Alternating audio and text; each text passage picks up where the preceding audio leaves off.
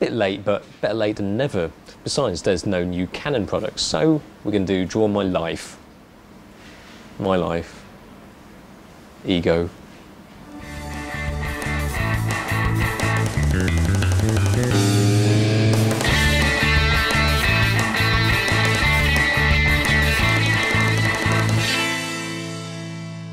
Alright, didn't really want to do this, but I got asked to and I don't have any counter argument. So here's Draw My Life painted with lights.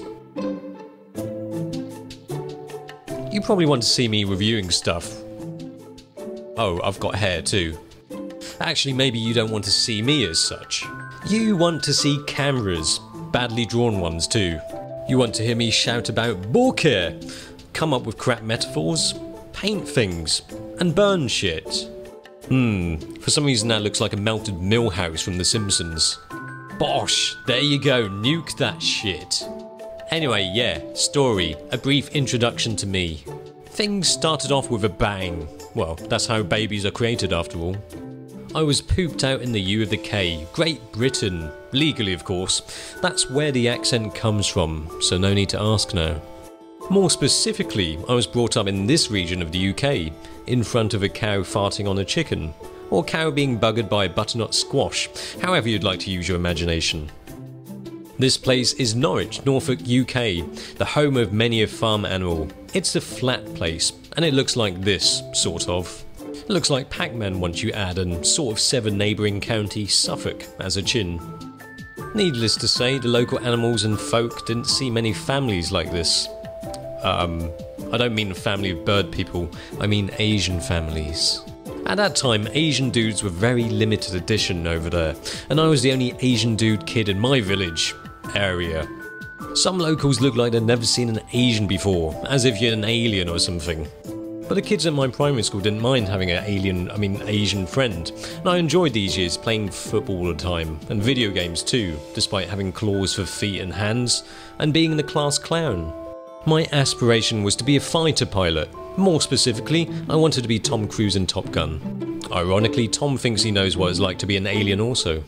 But there's one thing I wanted so much that I would have severed my claw hands off to have. I wanted to be a footballer. I was so obsessed that I wanted to change my name to Gary, the name of my favourite footballer. However, my eyesight became typically Asian, short-sighted, probably from playing too much football. Video games, that is. High school was an odd, uncomfortable time. I mean, even my sports teacher couldn't tell me apart from the only other Asian dude in high school, despite the fact that I represented the school for triple jump. Don't know why that looks like we're receiving a golden shower from him though. That didn't happen in school. Much. To be honest, I skipped school a lot. Well, if the teachers think what Asians look like, you can imagine what the kids are like.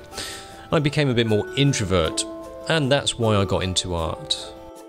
Thankfully, I transitioned to college where I met some other arty types, and I got into theatre and performing arts.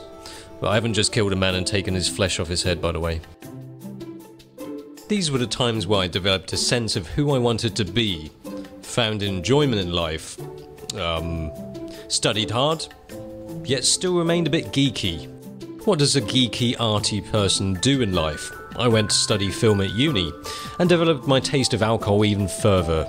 That's 3 bottles behind my book. I don't have 3 knobs, by the way. This was where I found photography, and a Pentax film camera that I learned with. And I loved this visual art, which fused my inner geekiness along with artiness. I went out, shot loads of film, enjoyed the whole process of making an image. I wanted to explore different cultures also, create. I wanted to communicate feelings through a still image captured in time, helped along by a light, tight plastic box. I wanted to live in Japan and photograph it. But the pilot thought Hong Kong was in Japan and I got dropped off in this fragrant harbour city with giant cocks for buildings.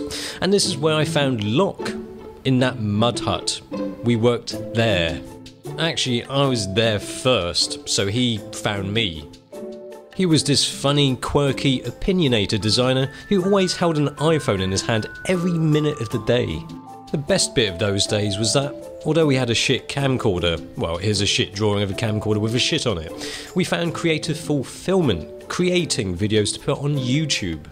We had crazy fun producing these videos, shooting guns, laser guns, created explosions, but then we decided to escape, set fire to a large mud hut, narrowly escaping being shot to pieces by someone hiding inside a firework. Then I found myself participating in a polite coup d'etat of Mr. Handsman. And then it was me doing videos again about things that I love, photography and camera gear, later bringing in Locke so that we can set fire to some more shit. And amazingly, the views of our videos increased fourfold from like 10 views to like 40 views or something. Then later I adopted the Lambie, charming a Lambie into the team. Old sparkly eyes. Well, that's pretty much it. The story of how I found something that I love doing for the people that I love in an unpenetrative way to enjoy watching. I hope photography or video making means as much to you as it does to me. It's something that you have direct control of with your own mind and fingertips. I don't really want to dwell on any of the crap things that have happened in my life. That's life. Shit happens. And when it does, you take control, you solve it, and you escape in a flurry of gunfire and explosions. Sort of.